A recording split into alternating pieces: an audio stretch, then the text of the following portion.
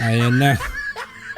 Yun ang problema sa ating bansa ngayon kasi itong mga politikong mga korap, mga opisyalis na korap, ito pa talaga sila yung mga naghahari-harian na ngayon.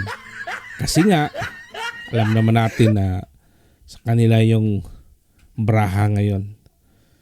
Pero ito po sana po ito yung mapaalaala ni Senator Bato na senador po siya. Binoto siya ng milyon-milyon na tao. Hindi po siya nag-iisa.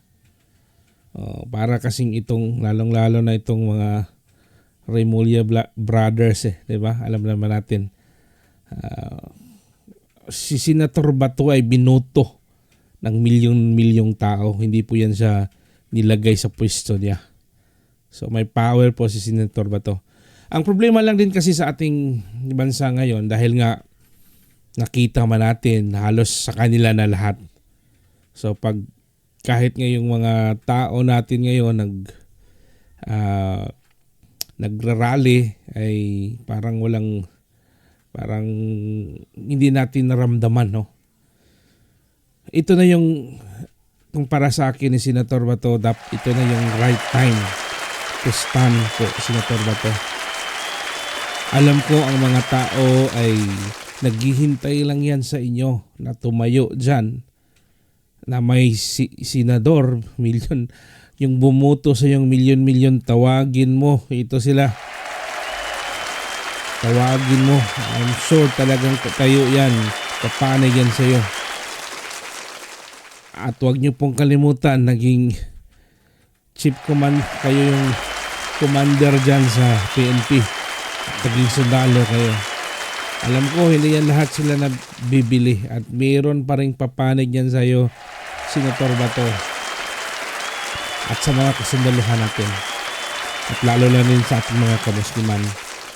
So sigurado ako na pag nagkakaisa tayong mga Pilipino, nagkakaisa tayong gusto natin ng kalayaan dito sa korupsyon, pagkakaisa nating mga sambayan ng Pilipino, tama na yung pag-aabuso nila. Labanan nyo na po, Senator Bato, itong korupsyon. Nagkakaisa na po kayo, mga senador kayo, powerful kayo. Si Senator Marcoleta, Senator Robin Padilla, Bongo. Dapat ho na po magkakaisa tayo, ang sambayan ng Pilipino, tapos andyan kayo. Sigurado akong maapektuhan yan sila, yung mga pinaka-corrupt dyan. Yan yung dapat tanggalin sa ating bansa kasi pag hindi talagang gagawa yan sila ng paraan. Tingnan natin kung magkakaisa tayong mga Pilipino, yung mga bumuboto sa iyo, Senator Bato. Tingnan natin kung makakagalaw pa ba sa iyo yung ICC. Alam naman natin yung mga haka-haka lang yan sila. Yeah.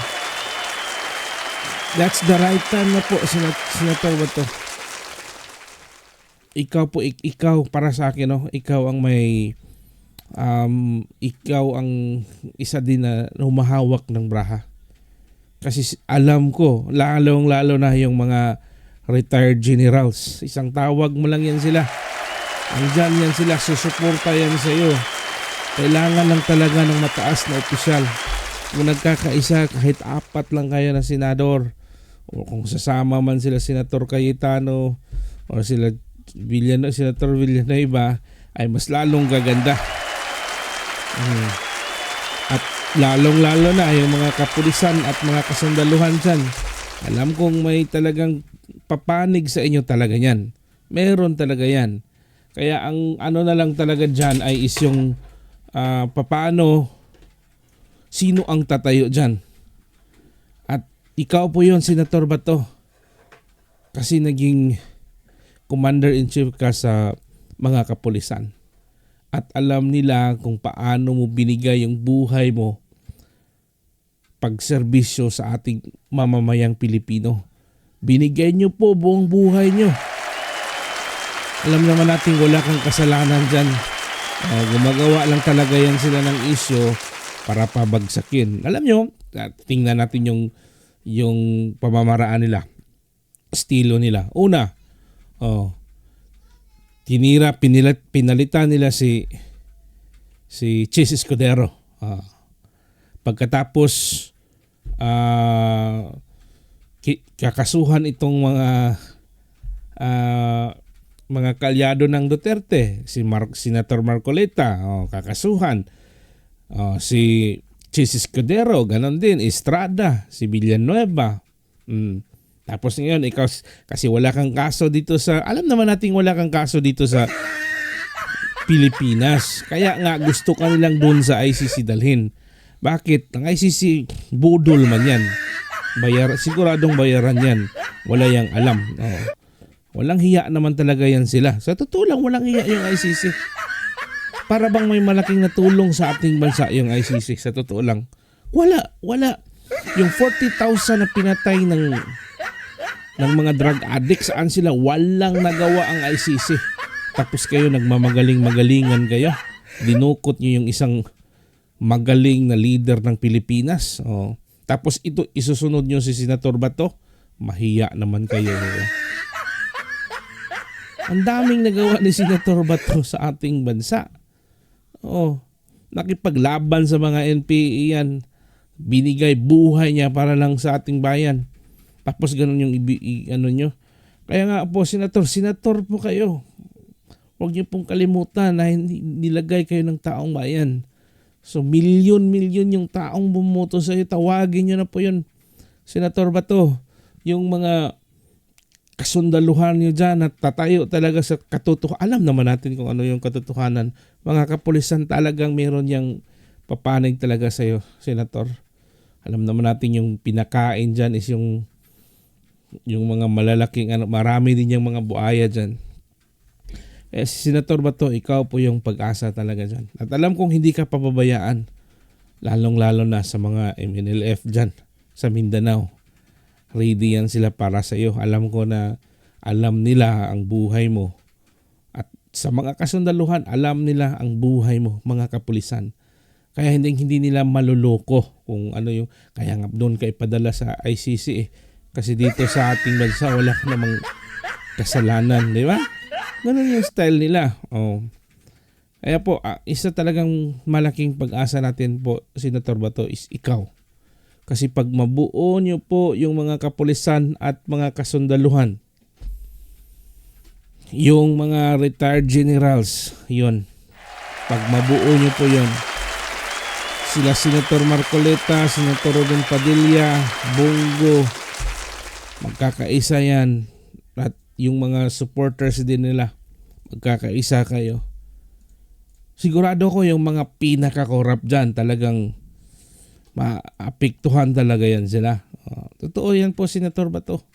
That's the only way, kasi kung hahayaan natin yan sila, talagang lalaki ng yung ulo nila, uubusin kayo niyan. I'm sure next na titirahin nito kasunod ni Senator Bato is si Senator Cayetano. Kasi alam naman din natin wala din yung kasalanan si Senator Cayetano. So paano nila yan titirahin? ICC din yan. Kasi nung naging yung sa drug and war, di ba? Parang naging secretary sa DILG din yan si Senator Cayetano. Yan yung next target. Kasi ganito yung ginawa nila ngayon Pag wala ni si Jesus Escudero, hindi na president sa Senate, si Villanueva kinasuhan na, Estrada kinasuhan na, si Marcoleta dami din, kakasuhan din nila, si Bato, si Bongo ganon din, tinira din nila, wala na. So sino na ang papanig ni Sara Duterte ngayon? Ni Inday Sara. So talagang yung impeachment nila ngayon, tingnan nyo, supot-supot, ang daming mga issue nilang wala namang ebidensya, puro mga marites lang talaga. Wala naman yan talaga silang dyan basta't kasi nga alam nyo ganito yan magbabay kang report na naman, may nakawa na naman dyang mangyayari, kaya ang daming issue na namang pinalabas nila ngayon. Bakit? Para hindi natin makita yung mga nakawang bilyon-bilyong insertion nila dyan. Ayun yung totoo. Sa totoo lang, yun talaga yung mangyayari dyan. Kaya ganun yung tinira nila ngayon si Inday. So, alam ko talagang hindi talaga yan pipigilan at pipigilan nila yan.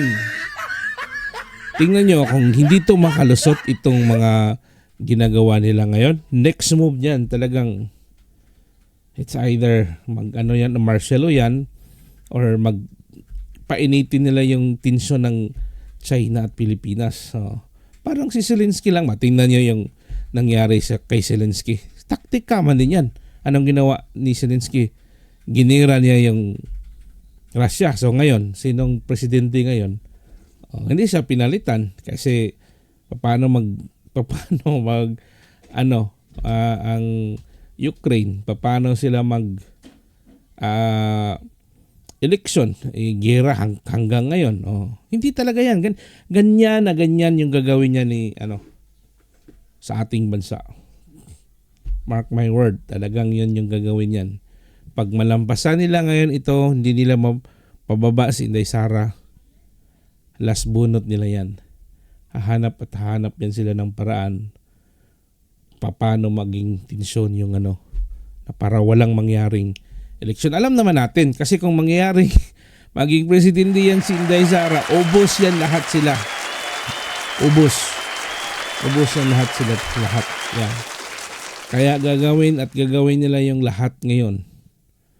Ma-take down lang nila si Inday Sara, ma-impeach lang nila si Inday Sara. Yeah. Kaya Senator Bato, you are dako kayo ka og kuan, Senator Bato. Dako kayo ka og kuan dere, impact dere. Pag mabuo nimo ang pulis ug ang mga kapulisan at mga kasundaluhan. Ikaw lang kasi yung dumaan dyan May connection. Alam mo yung mga utak nila. You're the only one. You're the only man, Senator Bato. Wag na po kayong harapin nyo na po yan sila. Tingnan natin kung ano yung tapang na itong mga tambalulo na to. Yeah, yun totoo. Okay, maraming salamat po. Ito si Kipper Lasane.